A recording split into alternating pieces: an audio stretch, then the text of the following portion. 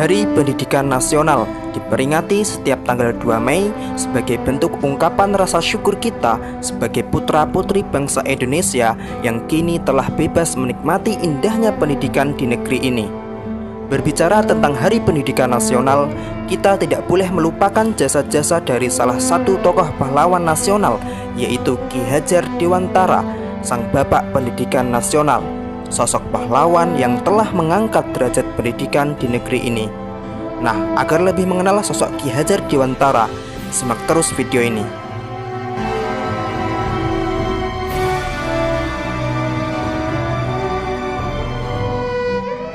Ki Hajar Dewantara lahir pada tanggal 2 Mei 1889 dari lingkungan Keraton Yogyakarta, yaitu dari keluarga Kadipaten Pakualaman dengan nama Raden Mas Suwardi Suryaningrat.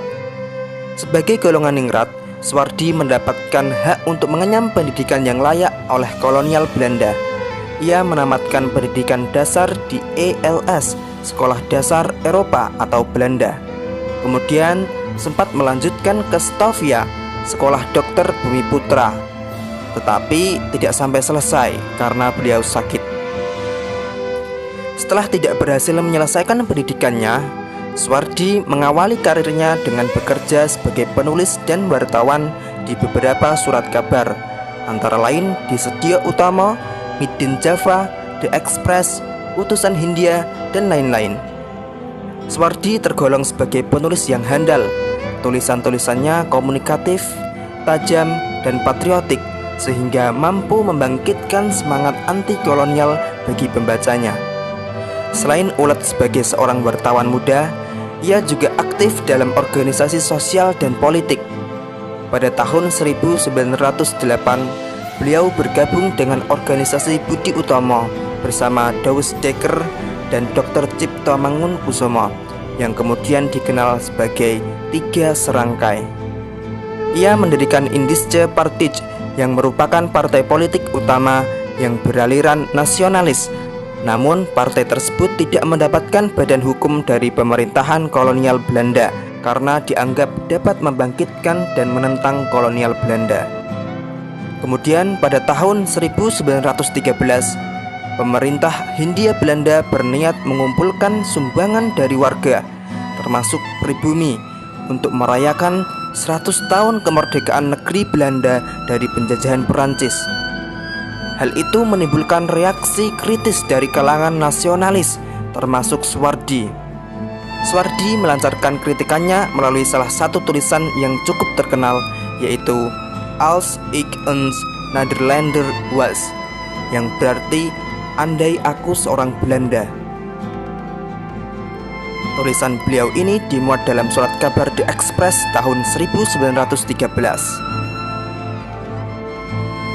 Sekiranya aku seorang Belanda, aku tidak akan menyelenggarakan pesta-pesta kemerdekaan di negeri yang telah kita rampas sendiri kemerdekaannya. Sejajar dengan jalan pikiran itu, bukan saja tidak adil, tetapi juga tidak pantas untuk menyuruh si Inlander memberikan sumbangan untuk dana perayaan itu. Ide untuk menyelenggarakan perayaan itu saja sudah menghina mereka, dan sekarang kita keruk pula kantongnya. Ayo, teruskan saja penghinaan lahir dan batin itu.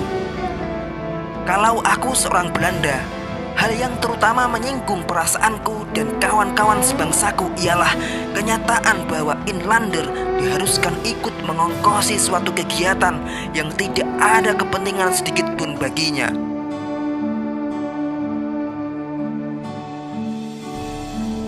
Karena tulisan-tulisannya itu, ia kemudian dijatuhkan hukuman internering atau hukum buang tanpa proses peradilan. Atas permintaannya, dia dihukum buang ke Pulau Bangka. Namun, atas permintaan kedua rekannya dari Tiga Serangkai yang juga mendapatkan hukum buang karena membela Suwardi, mereka bertiga dibuang ke Belanda. Kesempatan itu mereka gunakan untuk mendalami dunia pendidikan. Suwardi kembali ke Indonesia pada bulan September tahun 1919.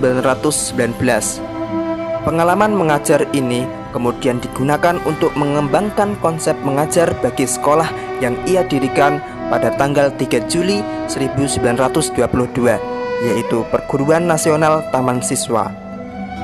Saat ia genap berusia 40 tahun, ia mengganti namanya menjadi Ki Hajar Dewantara. Ia tidak lagi menggunakan gelar kebangsawanan di depan namanya. Hal ini dimaksudkan supaya ia dapat bebas dekat dengan rakyat, baik secara fisik maupun jiwa.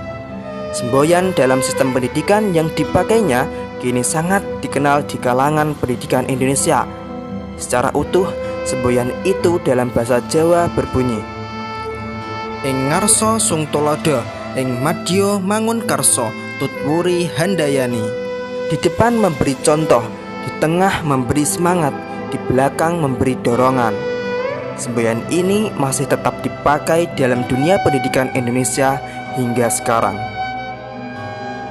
Ki Hajar Dewantara meninggal dunia di Yogyakarta tanggal 26 April 1959 dan dimakamkan di Taman Wijaya Brata. Nama Ki Hajar Dewantara tidak hanya diabadikan sebagai nama seorang tokoh dan pahlawan yang tanggal kelahirannya, yaitu tanggal 2 Mei, dijadikan sebagai Hari Pendidikan Nasional, tetapi juga ditetapkan sebagai Bapak Pendidikan Nasional.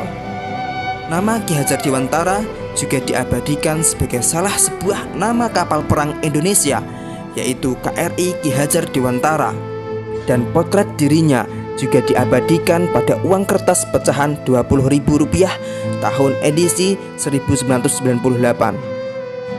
Nah, itulah sepenggal sejarah perjalanan hidup Ki Hajar Dewantara, sang pahlawan nasional, sang Bapak Pendidikan Nasional. Selamat Hari Pendidikan Nasional. Semoga kita semua dapat menikmati indahnya pendidikan di negeri tercinta ini. Salam pendidikan nasional.